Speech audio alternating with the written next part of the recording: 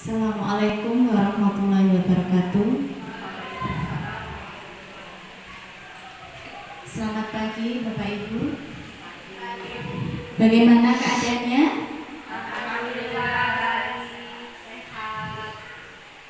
Nah, pada kesempatan kali ini sebelumnya mungkin perkenalan dulu. Nama saya Siti Musrika. Saya Kepala SD Negeri 05 Penarik. Dalam hal ini saya ke SD Negeri 03 Penarik. Yang pertama adalah ingin bersilaturahmi dengan Bapak Ibu. Kemudian yang kedua di sini saya akan melakukan pengimbasan. Nah, pengimbasan di sini yaitu mengenai implementasi kurikulum merdeka atau IKN. Nah, sebelumnya saya buka sesi ini. Jadi pertama kita melakukan ice breathing dulu ya Bapak Ibu ya. Nah, ini ada 3 tepuk ya untuk ice breathingnya. Tepuk 1, tepuk 2, tepuk 3. Nah, ketika tepuk 1, Bapak Ibu tepuknya 2 kali ya. Kayak gini. Sambil bilang go, kayak gitu ya. Kemudian tepuk 2 kali, kemudian wush, kayak gitu tangannya kayak gini, wush. Yang ketiga tepuk 3, kemudian yes. Coba ya Bapak Ibu ya, kita bersama ya. Tepuk 1, tepuk 2, wush. Tepuk 3, yes. Nah, sekali lagi biar semangat ya Bapak Ibu ya. Tepuk 1, tepuk 2, tepuk 3, yes. Kurang semangat, sekali lagi yang semangat Bapak Ibu sebelum kita ke kegiatan materi. Tepuk 1, go. Tepuk 2, wush. Tepuk 3, yes. Semangat untuk semuanya, tepuk tangan Bapak Ibu. Nah, baik, untuk selanjutnya sebelum kita ke pembelajaran itu kita ada namanya kesepakatan kelas ya. Kesepakatan sebelum kita masuk ke materi. Yang pertama adalah hadir tepat waktu, kemudian fokus dan berpartisipasi aktif pada kegiatan pengimbasan. Yang ketiga, menerima telepon di luar kelas. Yang keempat, menghargai pendapat peserta lain. Semua pendapat dan pertanyaan berharga. Kemudian yang kelima, bertanya, memberikan pendapat dengan tertib. Nah, mengenai kesepakatan kelas kita, sepakat Bapak Ibu? Sepakat ya. Baik, untuk selanjutnya. Nah, untuk pengimbasan kali ini saya akan membahaskan tentang kebijakan kurikulum merdeka atau sering disingkat dengan IKN. Kemudian pada tujuan sesi ini yang pertama adalah memahami kurikulum merdeka. Yang kedua yaitu regulasi kurikulum merdeka. Yang ketiga prinsip kurikulum merdeka. Dan yang keempat, fungsi dan prinsip penyesuaian kurikulum satuan pendidikan. Baik, untuk kurikulum merdeka. Nah, sebelum kita berdiskusi lebih lanjut tentang kurikulum merdeka, mari kita ingat-ingat kembali tentang berbagai hal Bapak Ibu pernah dengar tentang kurikulum merdeka. Nah, di sini kita akan bermain memiliki pernyataan yang benar. Jadi jika pernyataan yang menurut Anda benar, silakan tepuk tangan. Gimana Bapak Ibu? Kalau benar berarti tepuk tangan. Kemudian jika pernyataan yang menurut Anda salah, silakan tepuk kaki lantai. Minta kaki ya Bapak Ibu ya. Jadi kalau benar tepuk tangan, kalau salah berarti tepuk lantai pakai kaki. Nah, pernyataan yang pertama. Yang pertama adalah satuan pendidikan perlu menerapkan kurikulum merdeka secara serentak dan berada di tahap siap atau mahir. Jawabannya berarti apa Bapak Ibu? Nah, ya betul. Kemudian menurut Ibu apa alasannya? Ya, di sini satuan pendidikan perlu menerapkan kurikulum merdeka secara serentak dan berada di tahap siap atau mahir itu tidak benar. Karena menurut saya perlu persiapan dulu, ya, tidak langsung mahir, ada perlu pemahaman dulu, kemudian ada pelatihan dulu, dan perlu mengidentifikasi juga keadaan sekolah dan siswanya, ya, semuanya itu. Jadi tidak benar harus langsung siap atau mahir. Kalau menurut saya itu saja. Terima kasih sekali ya Ibu ya. Jadi di sini pernyataan tersebut artinya salah atau tidak sesuai, ya. Karena apa? Satuan pendidikan menerapkan sesuai kesiapan bertahap atau serentak dan mengidentifikasi tahap kesiapan. Jadi di sini setiap sekolah itu memiliki kesiapan berbeda-beda. Mungkin ada yang tahap mahir, mungkin yang sedang persiapan juga, ada yang mungkin belum masuk ke kurikulum merdeka ya Bapak Ibu ya. Jadi kurikulum merdeka memberikan ruang bagi satuan pendidikan memulai dari kondisi kesiapannya untuk menyesuaikan strategi dan pilihannya dalam melakukan implementasi. Jadi kesiapannya itu berbeda-beda. Mungkin ada yang sudah siap, ada yang mahir ya. Jadi sesuai dengan kesiapan masing-masing satuan pendidikan. Jadi untuk yang pernyataan yang satu tidak sesuai. Kemudian pernyataan yang kedua. Menurut Permendikbud nomor 12 tahun 2024, kurikulum satuan pendidikan ditetapkan oleh Kepala Satuan Pendidikan. Berarti menurut Ibu betul atau salah? Silakan.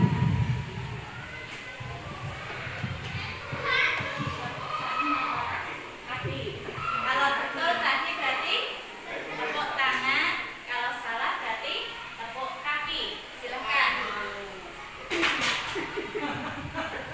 Terus alasannya?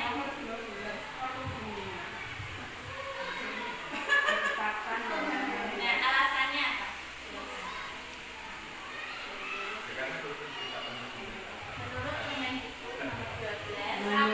Menurut Permendikbud nomor 12 tahun 2024, kurikulum satuan pendidikan ditetapkan oleh Kepala Satuan Pendidikan. Itu adalah pernyataan yang salah.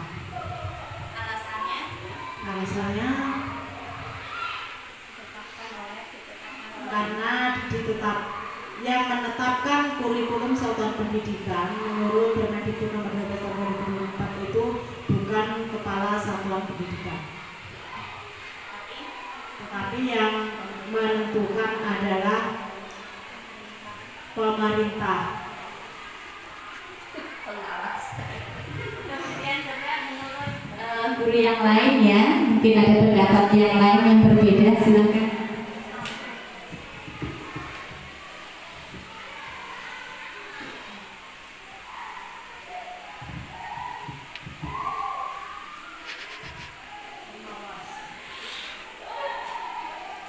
Tepuk apa minta kaki? Tepuk, karena jawabannya benar. Kurikulum satuan pendidikan adalah ditetapkan oleh Kepala Satuan Pendidikan menurut Permendikbud nomor 12 tahun 2024.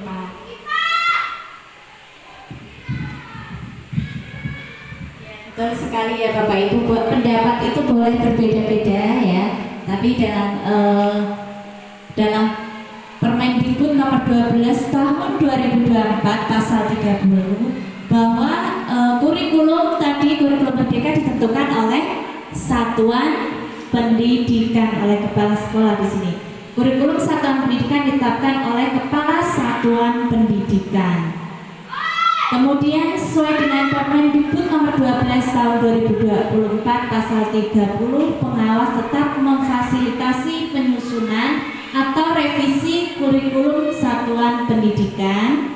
Kemudian juga Dinas Pendidikan melakukan supervisi untuk memastikan penyusunan selaras dengan regulasi dan panduan. Kemudian yang ketiga adalah hal ini dimaksudkan agar satuan pendidikan menjadikan kurikulum satuan pendidikan sebagai dokumen hidup untuk membantu penyelenggaraan pendidikan yang berkualitas.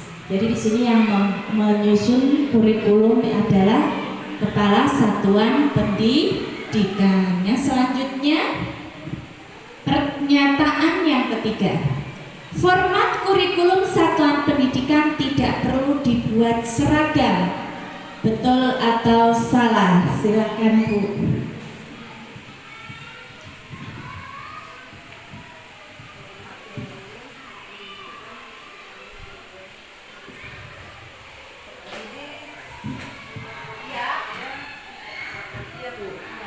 Karena tadi sudah disampaikan bahwa untuk penetapan atau perancangannya tadi ditentukan setiap sekolah. Jadi menurut saya ya mungkin setiap sekolah itu bisa berbeda-beda dalam membuat formatnya. Terima kasih. Jadi di sini penyusunan tadi kurikulum formatnya bagaimana Bapak Ibu? Format kurikulum satuan pendidikan tidak perlu dibuat seragam, benar apa tidak? Benar, ya. Di sini kurikulum satuan pendidikan tidak seragam karena perlu menyesuaikan dengan karakteristik setiap sekolah. Sekolah SD Negeri 05 Penarik belum tentu sama dengan SD Negeri 03 karena di sini memiliki karakteristik ciri-ciri yang berbeda setiap sekolah. Jadi di sini karakteristiknya berbeda, kemudian visi misinya juga sesuai dengan visi misi tujuan sekolah itu, pengorganisasian pembelajaran, perencanaan dan contoh RPP. Jadi itu formatnya atau komponennya seperti itu ya. Jadi untuk format ataupun komponennya itu tidak harus sama. Pernyataan yang keempat. Kurikulum satuan pendidikan direvisi 4 sampai 5 tahun sekali oleh satuan pendidikan. Benar atau salah?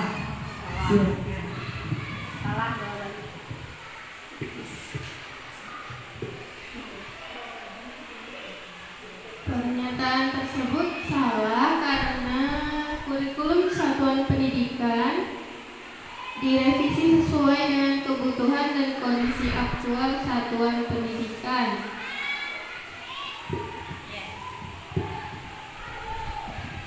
Ya, betul sekali ya Bapak Ibu ya. Jadi di sini dalam kurikulum satuan pendidikan itu direvisi 4 sampai 5 tahun sekali oleh satuan pendidikan. Itu jawabannya tidak tepat atau salah. Kenapa? Karena kurikulum satuan pendidikan direvisi sesuai dengan kebutuhan dan kondisi aktual satuan pendidikan. Tidak harus menunggu sampai 4 atau 5 tahun. Jadi sesuai dengan kebutuhan sekolah masing-masing. Jadi makanya dari itu yang pertama adalah melakukan peninjauan, revisi, evaluasi. Nah, di sini makanya kurikulum itu tidak harus menunggu sampai 4 atau sampai 5 tahun untuk merevisinya. Jadi sesuai dengan kebutuhan dari sekolah masing-masing. Pernyataan yang kelima, setiap satuan pendidikan wajib menyusun modul ajarnya sendiri dan modulnya harus tebal halamannya. Menurut Bapak, pernyataannya betul atau salah?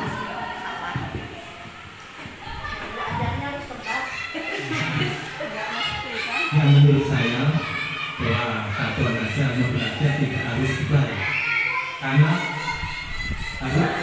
belajar kita wajib buat sendiri dan tidak harus tebal. Itu harus sesuaikan dengan kebutuhan sekolah. Itu.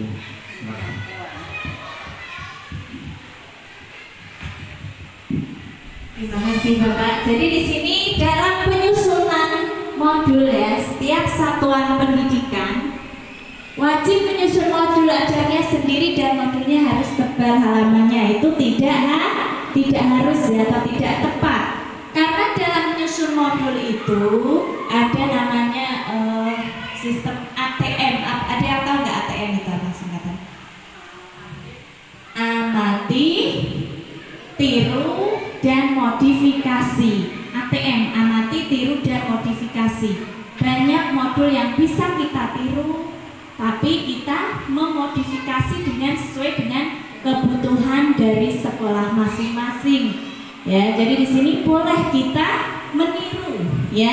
Bahkan banyak contoh di PMM ya, modul ajar di PMM ya, maupun di internet itu banyak sekali contohnya. Namun disesuaikan dengan karakter yang kita miliki dari sekolah masing-masing.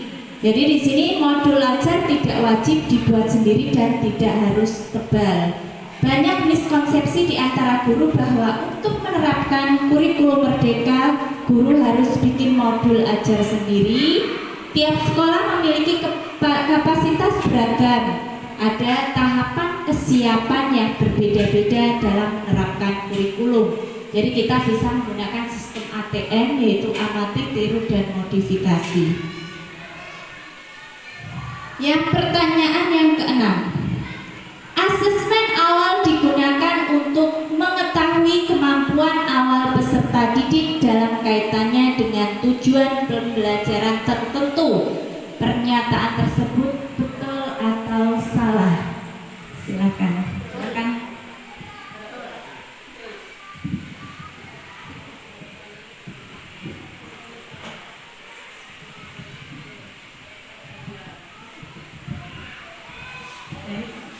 Untuk pertanyaan yang nomor 6 tadi, jawabannya ya, karena asesmen awal itu digunakan untuk mengetahui kemampuan awal dan kesiapan belajar peserta didik, sehingga penyesuaian pembelajaran dapat dilakukan sesuai dengan kebutuhan peserta didik. Mungkin itu. Terima kasih. Terima kasih Bu atas jawabannya. Jadi asesmen awal digunakan untuk mengetahui kemampuan awal peserta didik dalam kaitannya dengan tujuan pembelajaran tertentu. Nah, pernyataan ini adalah betul. Kenapa? Karena asesmen awal atau sering disebut dengan diagnostik ya, asesmen diagnostik itu perlu kita lakukan untuk mengetahui kesiapan belajar peserta didik. Jadi di sini perlu kita laksanakan ya Bapak Ibu. Jadi untuk asesmen diagnostik itu untuk mengetahui kebutuhan peserta didik agar tujuan pembelajaran bisa tercapai. Nah, disinilah makanya setiap satuan pendidikan sebelum kita melaksanakan kegiatan pembelajaran sebaiknya kita lakukan namanya asesmen awal atau asesmen diagnostik. Kemudian pernyataan yang ketujuh, pembagian peserta didik ke dalam gaya belajar visual, auditori, dan kinestetik perlu dilakukan sebagai salah satu bentuk pembelajaran terdiferensiasi. Betul atau salah? Kalau visual itu dengan cara apa Bapak Ibu? Melihat. Kalau auditori mendengar. Kalau kinestetik bergerak. Jadi apakah dalam peserta didik itu gaya belajarnya apa dengan melihat, mendengar, atau biasanya kalau bergerak praktek ya. Jadi ini kalau pembelajaran diferensiasi benar apa tidak ya? Silakan.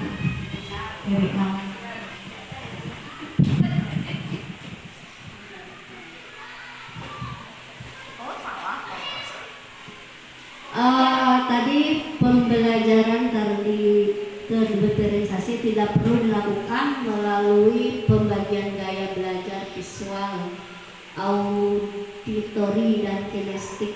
Berarti jawabannya salah atau tidak benar. Yaitu Terima kasih Bapak Ibu. Memang di sini ada perubahan ya. Kalau dulu diferensiasi itu kan dikelompokkan sesuai dengan kebutuhan peserta didik. Namun untuk kurikulum kurikulum merdeka. Di sini dalam pembagian peserta didik ini tidak perlu dibagi sesuai dengan auditorinya ataupun kinestetiknya ataupun visualnya. Jadi tidak ya, pembelajaran terdiferensi tidak perlu dilakukan melalui pembagian gaya belajar visual, auditori, dan kinestetik. Jadi dalam setiap kelompok itu boleh ya ada auditori, kinestetik maupun visual menjadi satu kelompok. Jadi tidak perlu dipisah-pisah. Ya, itu dalam kegiatan pembelajaran terdiferensiasi. Sumber dan strategi pembelajaran perlu disesuaikan dengan yang paling efektif. Peserta didik memerlukan variasi. Jadi di sini ada variasi antara peserta didik yang suka gaya belajarnya mungkin auditori maupun atau visual ataupun kinestetik. Jadi di sini ada variasinya, ketiga-tiganya boleh digabungkan. Pernyataan yang ke-8. Hasil akhir dari proyek penguatan profil belajar Pancasila adalah pameran hasil karya peserta didik. Apakah pernyataan ini benar?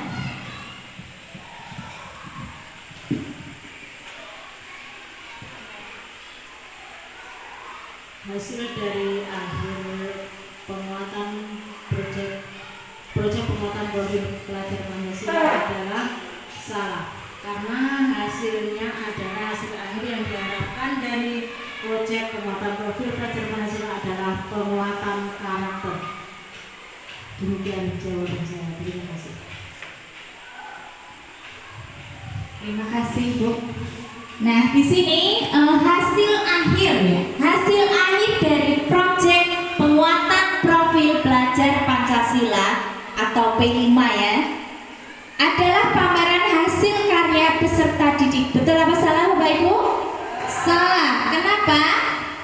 Karena hasil akhir yang diharapkan dari proyek penguatan profil pelajar Pancasila adalah karakternya. Apa saja karakternya?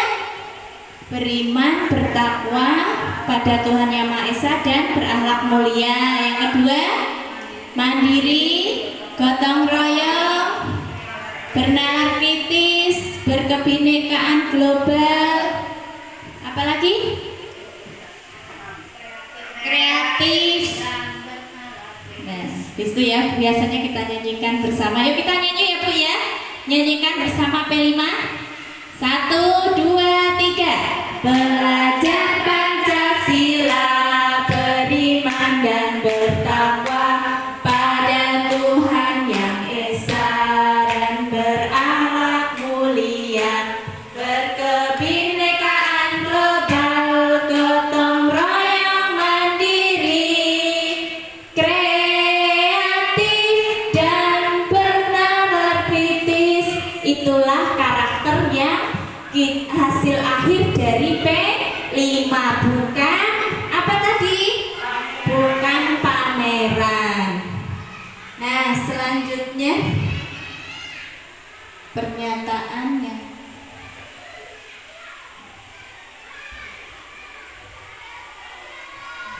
Nah, kemudian implementasi kurikulum merdeka dilakukan berdasarkan regulasi berikut ya Bapak Ibu ya. Jadi di sini sesuai dengan Permendikbudristek nomor 5 tahun 2022, kemudian juga Permendikbudristek nomor 8 tahun 2024, Permendikbudristek nomor 12 tahun 2024, Permendikbudristek nomor 16 tahun 2022, Permendikbud nomor 21 tahun 2022, keputusan Kepala Beskap nomor 032H/KR/2024 tahun 2024 dan keputusan Kepala Beskap nomor 031H/KR 2024 tahun 2024. Inilah implementasi kurikulum merdeka yang dilakukan berdasarkan regulasinya.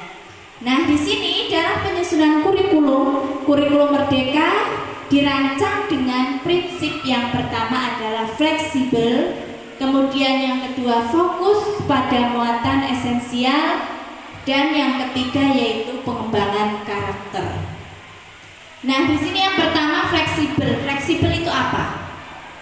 Fleksibel yaitu kurikulum satuan pendidikan dapat disesuaikan dengan kebutuhan, pengembangan kompetensi peserta didik, karakteristik satuan pendidikan dan peserta didik, serta konteks sosial budaya setempat. Maka dari itu, dalam menyusun kurikulum itu tidak harus sama antar satuan pendidikan karena disesuaikan dengan kebutuhan karakteristik dari satuan pendidikan tersebut.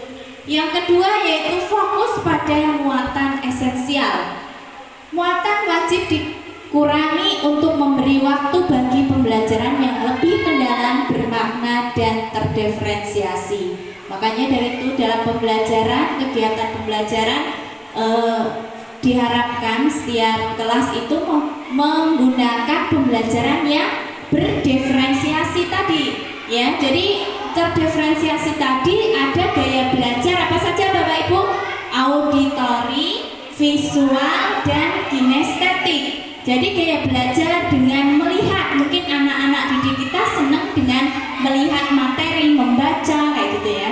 Kemudian mendengarkan mungkin dengan video pembelajaran.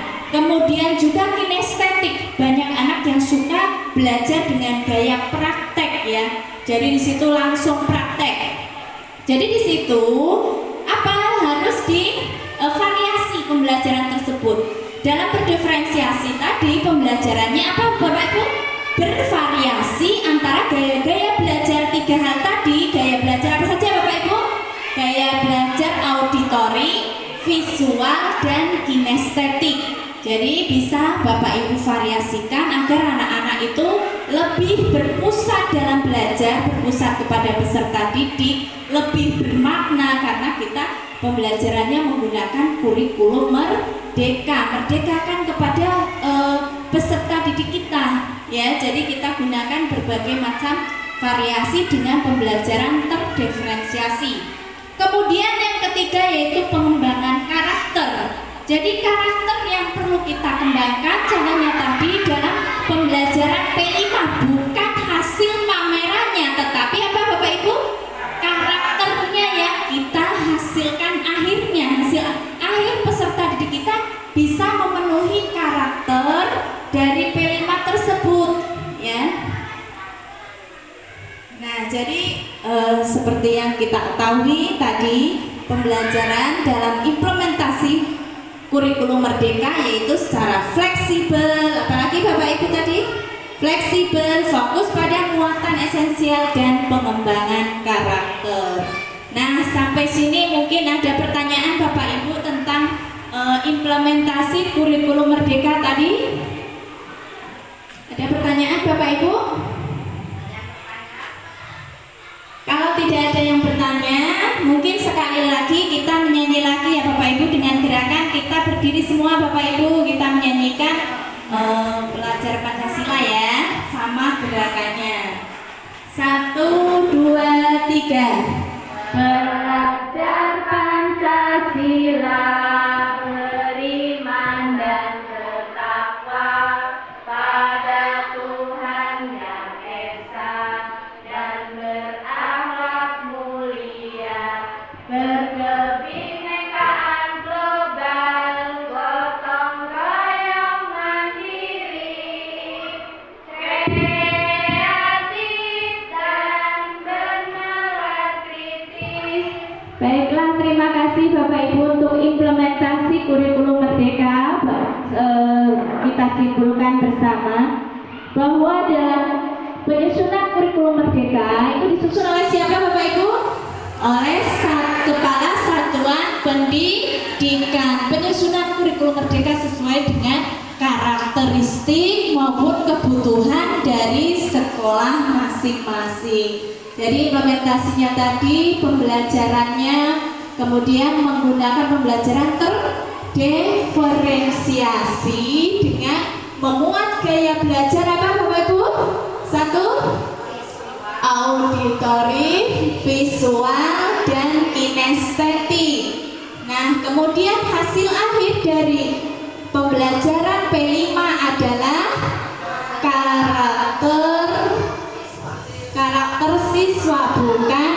hasil pamerannya.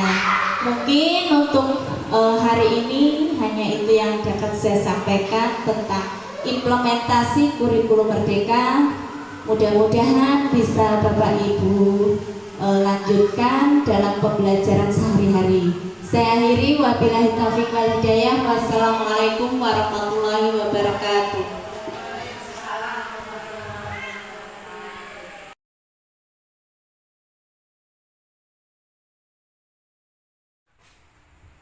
Assalamualaikum warahmatullahi wabarakatuh. Bagaimana kabar Bapak Ibu hari ini? Terima kasih. Pada kesempatan kali ini kita akan melaksanakan pengimbasan tentang IKN. Nah, dalam hal ini kita akan melaksanakan pembelajaran tentang IKN. Sebelumnya kita melaksanakan ice breaking dulu ya Bapak Ibu ya. Kalau perkenalan kayaknya saya rasa sudah kenal semua. Saya di sini sebagai Kepala SD Negeri 05 Penarik. Nah, sebelumnya kita ice breaking dulu. Ini ice breakingnya tepuk ya. Kalau tepuk 1, Bapak Ibu tepuknya 2 kali sambil bilang go kayak gitu ya. 1, 2, go. Tepuk 1, go. Tepuk 2, push. Tepuk 3, yes, kayak gitu ya. Jadi ada 3 tepuk. Masih ingat kan Bapak Ibu kan? Nah, tepuk 1, go. Tepuk 2,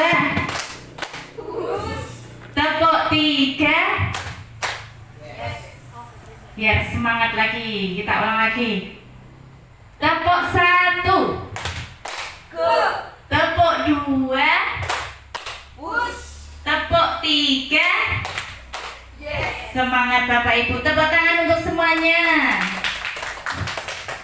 Nah, baik, untuk sebelum kita masuk ke IKN, sebelumnya saya akan buat kesepakatan kelas dulu ya. Yang pertama yaitu hadir tepat waktu. Nah, ini Bapak Ibu sudah hadir ya, hadir semua tepat waktu. Kemudian yang kedua, fokus dan berpartisipasi aktif pada kegiatan pengimbasan. Yang ketiga yaitu menerima telepon di luar kelas. Yang keempat, menghargai pendapat peserta lain. Semua pendapat dan pertanyaan berharga. Kemudian yang kelima yaitu bertanya, memberikan pendapat dengan tertib. Nah, ini kesepakatan kelas kita.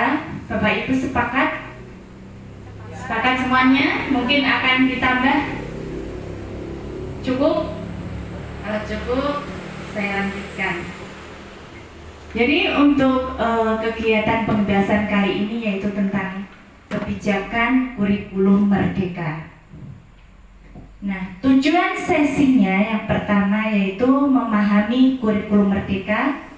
Yang kedua yaitu tentang regulasi kurikulum merdeka. Yang ketiga, prinsip kurikulum merdeka. Yang keempat yaitu fungsi dan prinsip penyusunan kurikulum satuan pendidikan. Baik, untuk yang pertama yaitu kurikulum merdeka. Jadi sebelum kita berdiskusi lebih lanjut tentang kurikulum merdeka, mari kita ingat-ingat kembali tentang berbagai hal yang Bapak Ibu pernah dengar tentang kurikulum merdeka. Jadi ini ada 2 pernyataan, nanti ada suatu pertanyaan. Jadi jika pernyataan yang tayang menurut Anda benar, silahkan tepuk tangan. Jadi kalau pernyataan yang saya berikan kepada Bapak Ibu itu menurut Bapak Ibu benar, silahkan tepuk tangan. Jika pernyataan yang tayang menurut Anda salah, silahkan tepuk kaki ke lantai. Ya, kalau benar apa tadi Bapak Ibu? Tepuk tangan, kalau salah tepuk kaki. Baik, untuk pernyataan yang pertama. Satuan pendidikan perlu menerapkan kurikulum merdeka secara serentak dan berada di tahap siap atau mahir. Apakah pernyataan ini benar? Silakan Pak.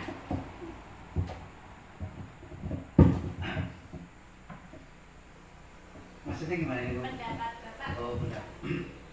Satuan pendidikan perlu menerapkan kurikulum mereka secara serentak dan berada di tahap siap. Menurut pendapat saya tidak terlalu benar karena itu harus siap, harus tahap harus siap. Jadi kalau terlalu siap kayaknya kurang pas begitu. Terima kasih ya Bapak ya. Di sini menurut pernyataan yang satu menurut Bapak tidak benar. Jadi satuan pendidikan perlu menerapkan kurikulum merdeka secara serentak dan berada di tahap siap atau mahir. Nah, menurut Bapak Ibu benar atau salah? Silakan minta kaki atau tepuk tangan. Nah, ya. Jadi jawabannya adalah salah ya, betul ya. Jadi jawaban Bapak Ibu betul, yaitu salah atau tidak. Satuan pendidikan menerapkan sesuai kesiapan bertahap atau serentak dan mengidentifikasi tahap kesiapannya. Jadi antar satuan pendidikan yang satu dengan yang lain belum tentu sama, tidak harus serentak, sesuai dengan kesiapan sekolah masing-masing, satuan pendidikan masing-masing. Ada yang sudah tahap siap, ada yang bahkan tahap mahir. Jadi di sini tidak harus serentak. Jadi sesuai dengan Permendikbud nomor 12 tahun 2024 pasal 32. Jadi di sini ada tahap awal, berkembang, siap atau mahir sesuai dengan kondisi satuan pendidikan dan data. Jadi setiap sekolah itu tidak harus sama atau serentak. Pertanyaan yang kedua. Menurut Permendikbud nomor 12 tahun 2024, kurikulum satuan pendidikan ditetapkan oleh Kepala Satuan Pendidikan.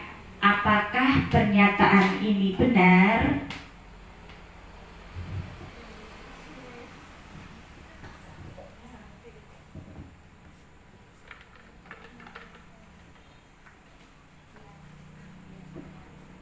Kalau menurut saya ya benar.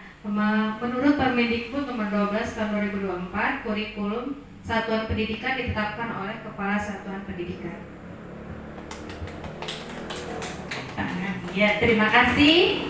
Bagaimana Bapak Ibu, benar atau salah?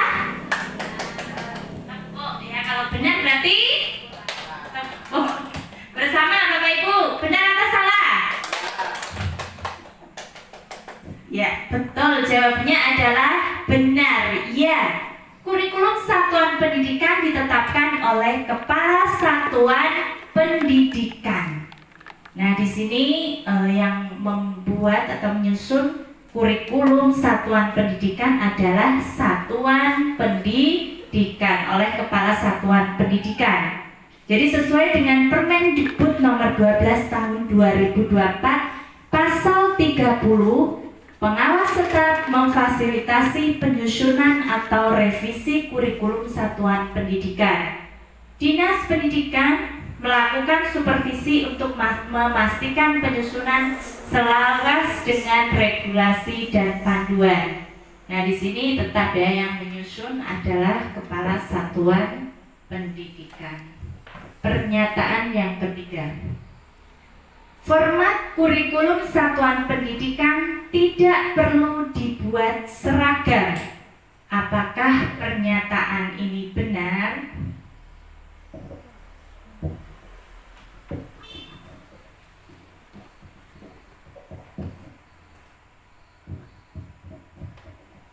Untuk menurut saya, untuk format kurikulum satuan pendidikan tidak perlu dibuat seragam, itu benar.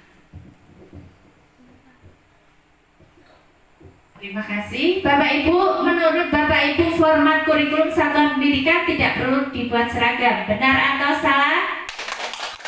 Ya, bagus sekali. Benar ya. Di sini jawabannya ya. Kurikulum satuan pendidikan tidak seragam karena perlu menyesuaikan dengan karakteristik setiap sekolah. Jadi di sini satuan pendidikan mungkin di SD Negeri 05 Penarik belum tentu sama dengan SD Negeri 03 Penarik. Jadi sesuai dengan karakteristik yang dimiliki oleh satuan pendidikan. Nah, di sini fungsinya memuat atau komponennya itu terdiri dari karakteristik satuan pendidikan, visi misi, tujuan, pengorganisasian pembelajaran, perencanaan pembelajaran, kemudian contoh RPP atau modul ajar. Jadi di sini tetap isinya bisa berbeda sesuai dengan karakteristik yang dimiliki oleh satuan pendidikan tersebut. Kemudian pernyataan yang keempat. Kurikulum satuan pendidikan direvisi 4-5 tahun sekali oleh satuan pendidikan. Apakah pernyataan ini benar?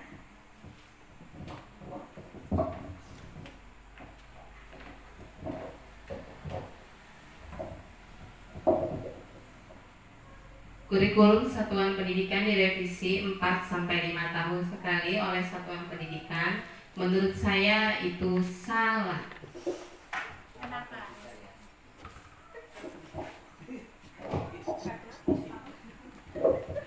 Bapak Ibu, menurut Bapak Ibu gimana? Kurikulum satuan pendidikan direvisi 4-5 tahun sekali oleh satuan pendidikan? Yo. Tidak.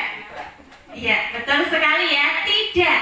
Jadi tidak harus menunggu sampai 4 atau 5 tahun, ya. Jadi kurikulum satuan pendidikan direvisi sesuai dengan kebutuhan dan kondisi aktual satuan pendidikan.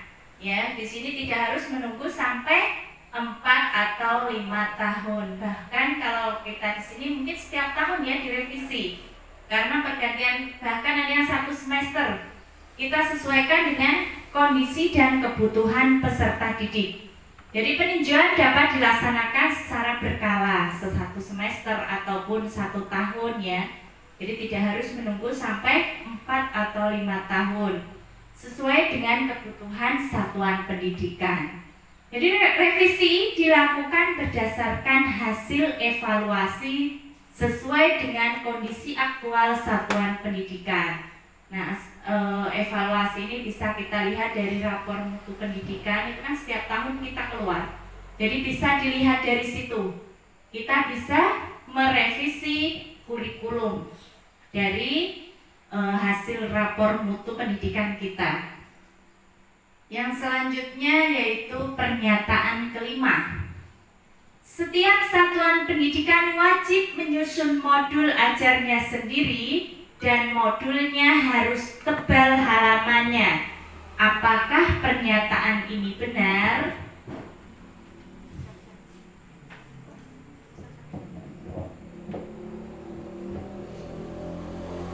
Mengenai pernyataan setiap satuan pendidikan wajib menyusun modul ajarnya sendiri dan modulnya harus tebal halamannya. Itu tidak, karena disesuaikan dengan materi dan kondisi yang ada. Sekali ya Bu ya jawabannya.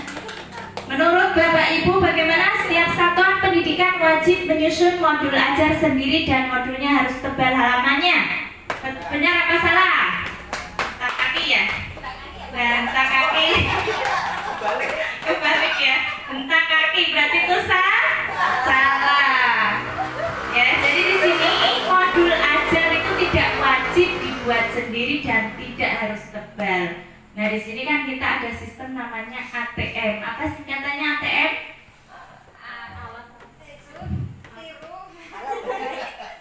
Amati, tiru, dan modifikasi. Amati, tiru, dan modifikasi. Kita bisa mengamati, bisa meniru, kemudian dimodifikasi sesuai dengan kebutuhan kita, karakteristik yang dimiliki di sekolah kita masing-masing. Jadi kita bisa melihat di mana, di PMM ada ya, itu kita tinggal lihat di PMM modul ajar itu semuanya ada. Di internet, macam-macam ya Bu ya, di aplikasi lain. Nah, itu kita bisa menggunakan sistem ATM, yaitu amati, tiru, dan modifikasi. Jadi tidak wajib kita membuat sendiri dan harus tebal. Jadi sesuaikan dengan kondisi yang ada di satuan pendidikan kita masing-masing. Jadi di sini masih banyak miskonsepsi di antara guru bahwa untuk menerapkan kurikulum merdeka, guru harus bikin modul ajar sendiri. Jadi tiap sekolah memiliki kapasitas beragam ya di sini. Jadi sesuaikan dengan tahapan kesiapan dari sekolah masing-masing ya. Karena kita banyak aplikasi yang bisa kita tiru, kita contoh untuk dibawa ke satuan pendidikan masing-masing. Tapi kita juga harus melihat juga kondisi karakteristik dari sekolah kita masing-masing ya. Jangan dipaksakan harus sama dengan contoh yang kita adopsi, ya kita tiru. Jadi sesuaikan kemampuan peserta didik kita masing-masing. Kalau memang dirasa tidak mampu, jangan ditiru ya. Jadi di situ modifikasi kita. Pernyataan yang selanjutnya, pernyataan yang keenam. Asesmen awal digunakan untuk mengetahui kemampuan awal peserta didik dalam kaitannya dengan tujuan pembelajaran tertentu. Apakah pernyataan ini benar?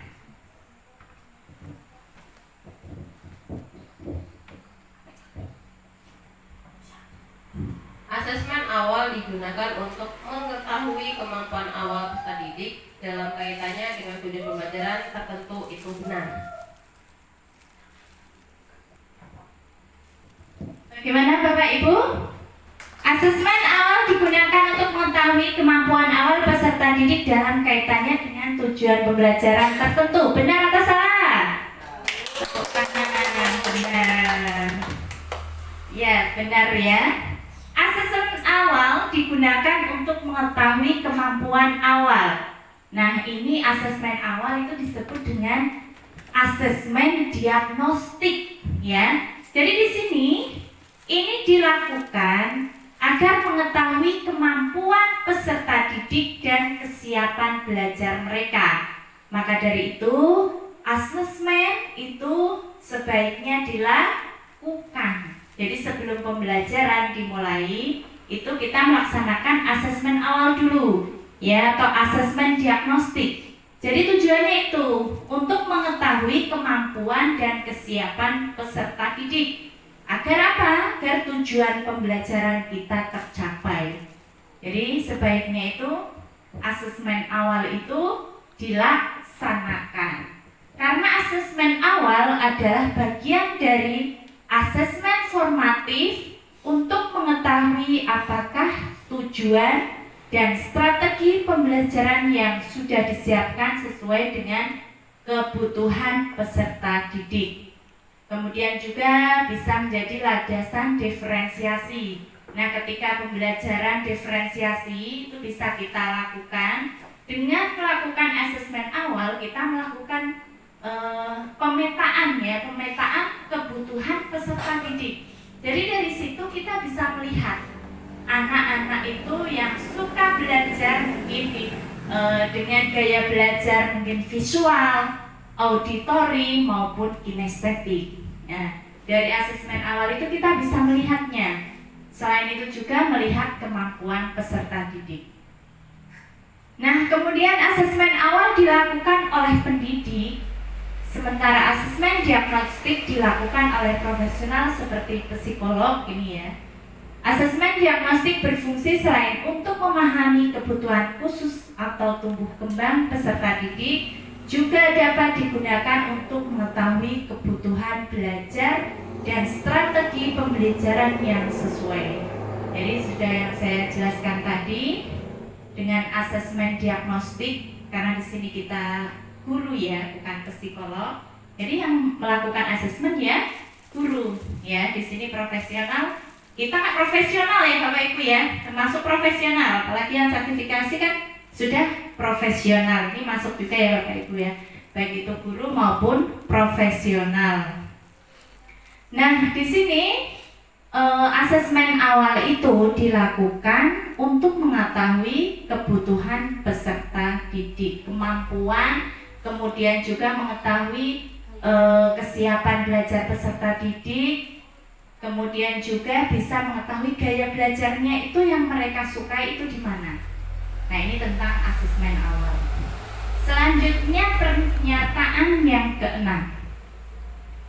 Pembagian peserta didik ke dalam gaya belajar visual, auditori, dan kinestetik perlu dilakukan sebagai salah satu bentuk pembelajaran terdiferensiasi.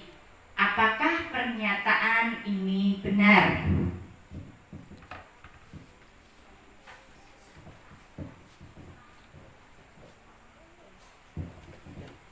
Pembelajaran peserta didik ke dalam gaya belajar visual, auditori, dan kinestetik perlu dilakukan sebagai salah satu bentuk pembelajaran terdiferensiasi. Menurut saya salah.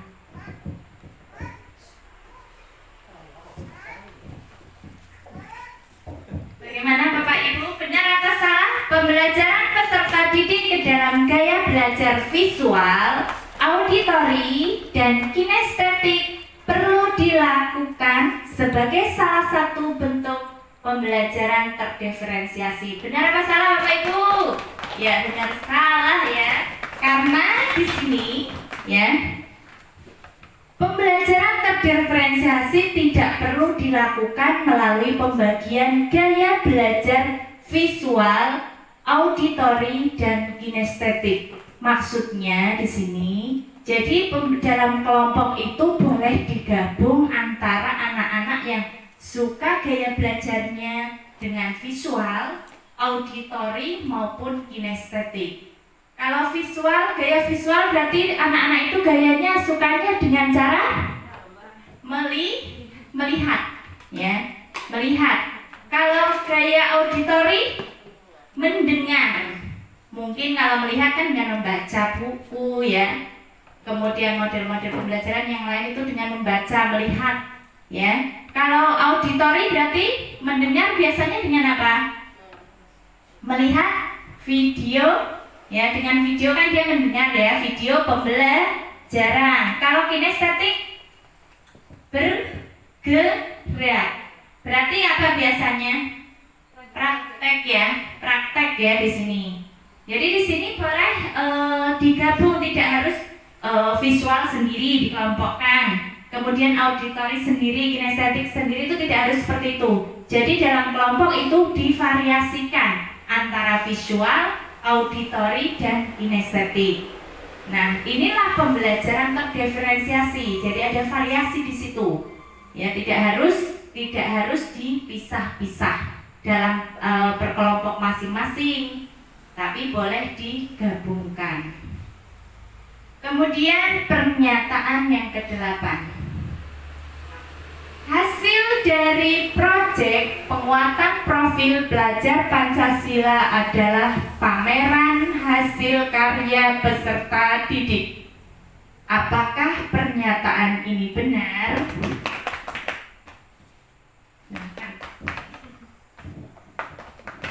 Hasil akhir dari proyek penguatan profil pelajar Pancasila dalam pameran hasil karya peserta didik, menurut saya ini adalah salah. Tidak benar. Terima kasih. Bagaimana Bapak Ibu, benar atau salah? Iya, salah ya.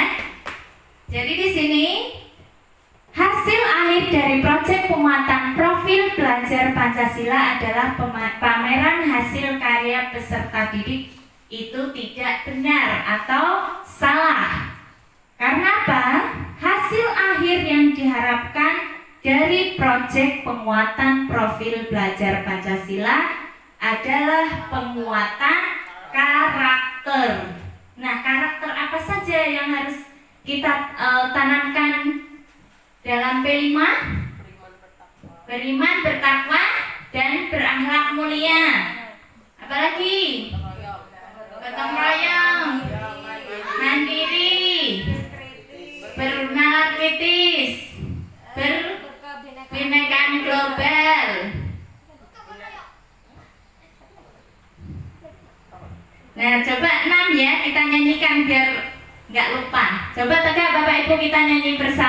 biar nggak lupa lagi dengan lagu P5 sama gerakannya ya. 1, 2, 3. Belajar Pancasila, beriman dan bertakwa pada Tuhan Yang Esa, dan berakhlak mulia, berkebinekaan global, gotong royong mandiri, kreatif dan bernalar kritis. Ulang lagi, sekali lagi. 1, 2, 3.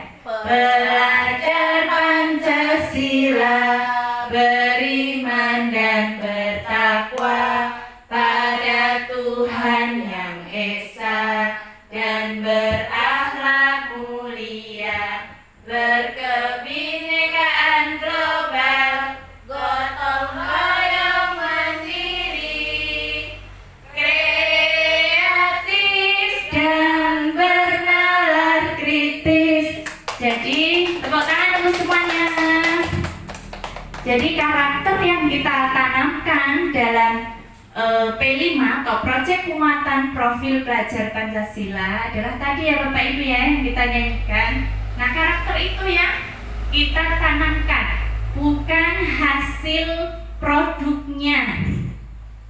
Nah, selanjutnya, jadi di sini implementasi kurikulum Merdeka dilakukan berdasarkan regulasi atau panduan yang kita gunakan dalam pembelajaran atau implementasi kurikulum Merdeka. Yang pertama yaitu Permendikbudristek nomor 5 tahun 2022, kemudian Permendikbudristek nomor 8 tahun 2024, kemudian juga Permendikbudristek nomor 12 tahun 2024, Keputusan Kepala Beskap nomor 032H/KR/2024 tahun 2024, Keputusan Kepala Beskap nomor 031/H/KR 2024 tahun 2024, kemudian Permendikbudristek nomor 16 tahun 2022, dan juga Permendikbudristek nomor 21 tahun 2022.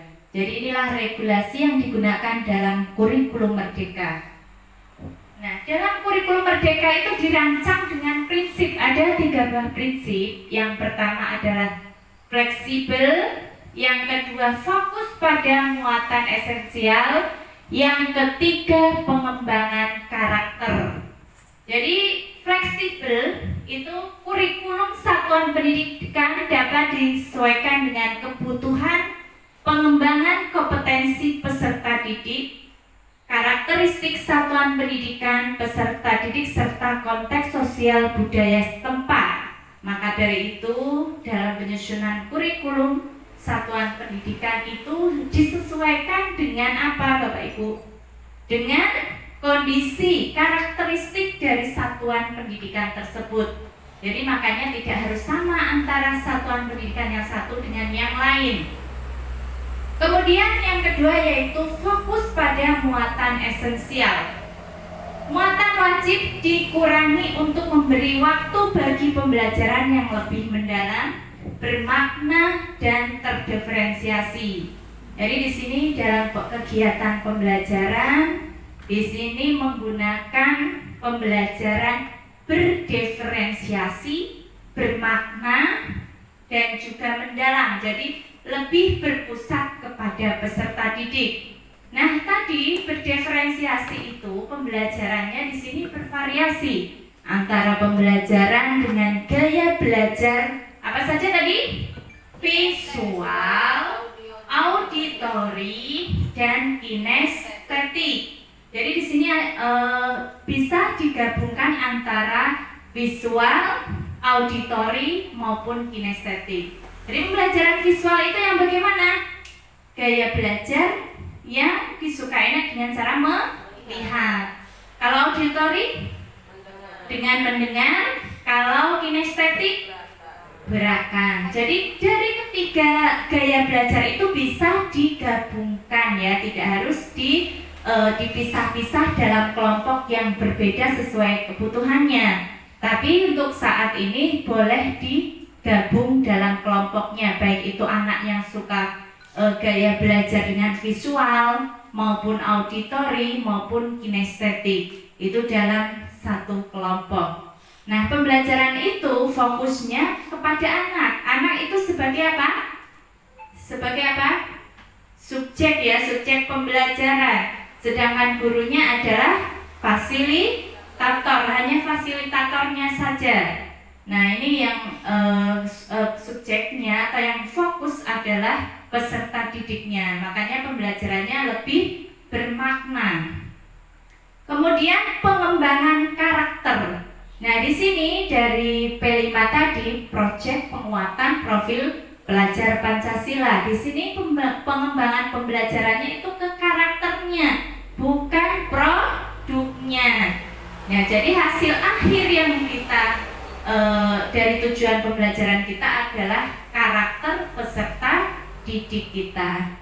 Jadi sesuai dengan pembelajaran di sini proyek penguatan profil pelajar Pancasila tadi, hasil akhirnya bukan produknya, bukan pamerannya, tetapi hasil akhirnya adalah karakter dari peserta didik kita. Nah, dari tadi ini dalam kurikulum Merdeka, mungkin Bapak Ibu ada yang ingin ditanyakan, silakan. Dalam implementasi kurikulum Merdeka, kita simpulkan bersama-sama ya Bapak Ibu ya. Jadi dalam implementasi kurikulum Merdeka itu, setiap satuan pendidikan itu sesuaikan dengan karakteristik kondisi dari satuan pendidikan tersebut, tidak harus sama dengan satuan pendidikan lain. Kemudian ada lagi modul ajar, kita buat apa? Tidak harus tebal. Kita boleh tidak harus dibuat sendiri. Boleh apa?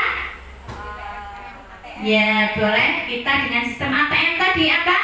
Amati, tiru, modifikasi melalui apa? Boleh BMM ya, boleh internet yang Bapak Ibu lihat ya. Jadi sesuai dengan aplikasi yang Bapak Ibu tahu. Kemudian pembelajaran yang terdiferensiasi. Jadi gaya belajarnya itu apa saja tadi Bapak Ibu? Gaya belajar dengan gaya visual, auditori, kinestetik. Kita variasikan gaya belajar itu yaitu antara visual, auditori, kinestetik. Jadi mulai saat ini ya Bapak Ibu kita rubah pola pikir kita, coba kita sedikit demi sedikit merubah gaya belajar kita. Coba kita gunakan gaya belajar ketiga-tiganya, baik itu visual, auditori maupun kinestetik, dengan melihat, mendengar, dan melakukan atau kita praktek. Nah, ketiga hal itu coba kita padukan dalam kegiatan sehari-hari, pembelajaran sehari-hari. Nah, dengan kegiatan itulah anak akan lebih berpusat ya, belajarnya lebih berpusat kepada peserta didik, lebih bermakna, anak-anak juga akan senang. Karena di sini belajarnya jelas ada, kalau melihat kan bisa bacaan, gambar ya. Kemudian auditori bisa kita lihatkan video pembelajaran ya, video pembelajaran, mendengarkan ya. Kemudian praktek ya, kita kalau yang tadi yang kinestetik kita dengan praktek langsung ke anak yang melakukan. Kita hanya apa? Memfasilitasi ya, memfasilitasi apa yang dibutuhkan anak untuk belajar. Jadi biar mereka itu belajar bermakna gitu ya. Jadi mereka belajar langsung di situ, kita hanya memfasilitasi, subjeknya adalah siswa. Nah, kemudian juga jangan lupa kita juga menerapkan pembelajaran P5-nya yang hasil akhirnya adalah apa Bapak Ibu? Hasil akhir dari P5? Iya betul, pembentukan karakter peserta didik 1. Apa karakter P5? 1. Beriman bertakwa kepada Tuhan Yang Maha Esa. berkebinekaan global. 3, gotong royong, mandiri, kreatif, bernalar kritis. Ada 6 ya. Jadi 6 karakter itu yang harus kita tanamkan kepada karakter peserta didik kita. Mungkin itu saja yang dapat saya sampaikan mengenai implementasi pembelajaran dengan menggunakan kurikulum merdeka. Kurang lebihnya saya mohon maaf. Saya akhiri, wabillahi taufik wal hidayah. Wassalamualaikum warahmatullahi wabarakatuh.